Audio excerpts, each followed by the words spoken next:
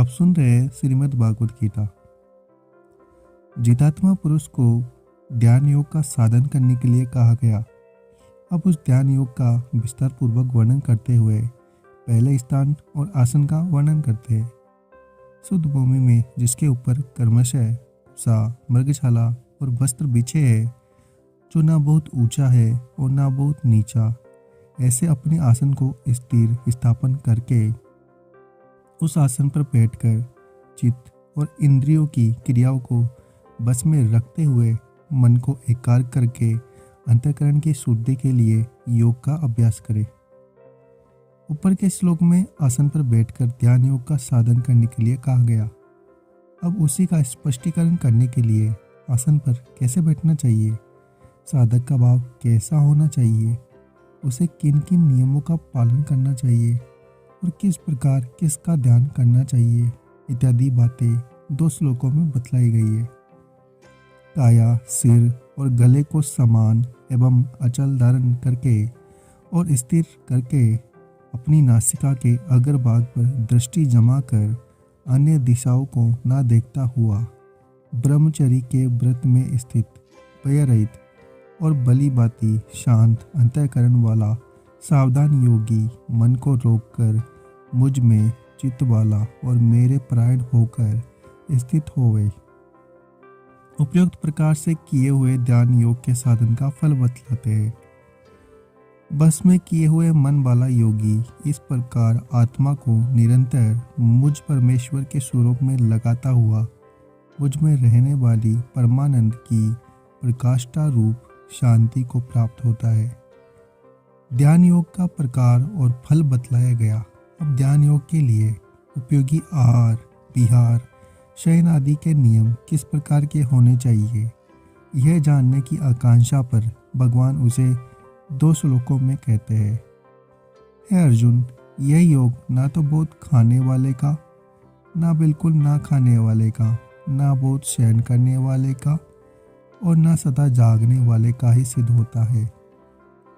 दुखों का नाश करने वाला योग तो यथा योग्य आहार विहार करने वाले का, कर्मों में तथा योग्य चेष्टा करने वाले का और यथा योग्य सोने तथा जागने वाले का ही सिद्ध होता है। ध्यान योग में उपयोगी आहार विहार आदि नियमों का वर्णन करके अब निर्गुण निराकार के ध्यान योगी की अंतिम स्थिति का लक्षण बतलाते हैं।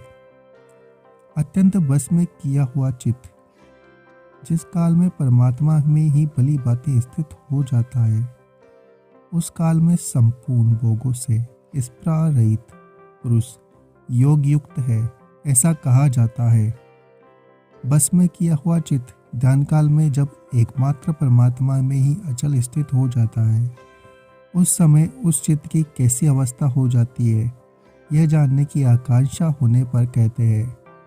जिस प्रकार वायु रहित स्थान में स्थित दीपक चलायमान नहीं होता, वैसे ही उपमा परमात्मा के ध्यान में लगे हुए योगी के जीते हुए चित्त की कही गई है।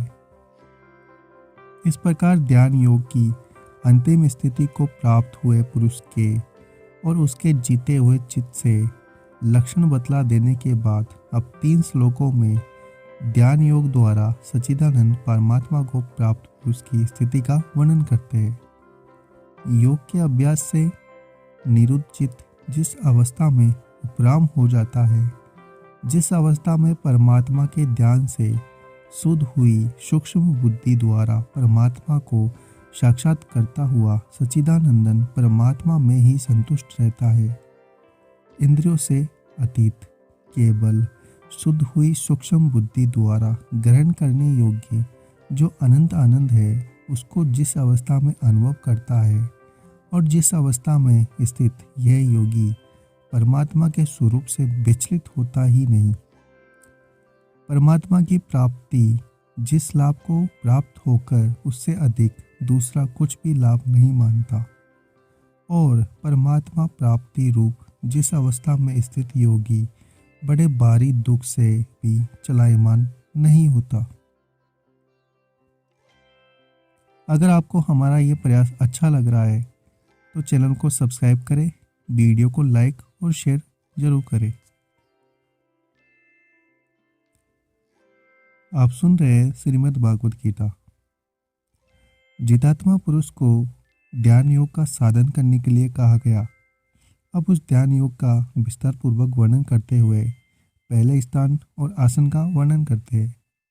शुद्ध भूमि में जिसके ऊपर कर्मशय, कुसा, मृगशाला और वस्त्र बिछे है, जो ना बहुत ऊंचा है और ना बहुत नीचा, ऐसे अपने आसन को स्थिर स्थापन करके उस आसन पर बैठकर चित्त और इंद्रियों की क्रियाओं को बस में रखते हुए मन को एकाग्र करके अंतःकरण की शुद्धि के लिए योग का अभ्यास करें।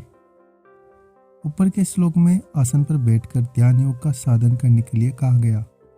अब उसी का स्पष्टीकरण करने के लिए आसन पर कैसे बैठना चाहिए, साधक का भाव कैसा होना चाहिए, उसे किन किन नियमों का पालन करना चाहिए और किस प्रकार किसका ध्यान करना चाहिए इत्यादि बातें 2 श्लोकों में बतलाई गई है। काया, सिर और गले को समान एवं अचल धारण करके और स्थिर करके अपनी नासिका के अग्रभाग पर दृष्टि जमा कर अन्य दिशाओं को ना देखता हुआ ब्रह्मचर्य के व्रत में स्थित, भय रहित और भली भांति शांत अंतःकरण वाला सावधान योगी मन को रोककर मुझ में चित्त वाला और मेरे परायण होकर स्थित हो गई। उपयुक्त प्रकार से किए हुए ध्यान योग के साधन का फल बतलाते हैं। बस में किए हुए मन वाला योगी इस प्रकार आत्मा को निरंतर मुझ परमेश्वर के स्वरूप में लगाता हुआ मुझ में रहने वाली परमानंद की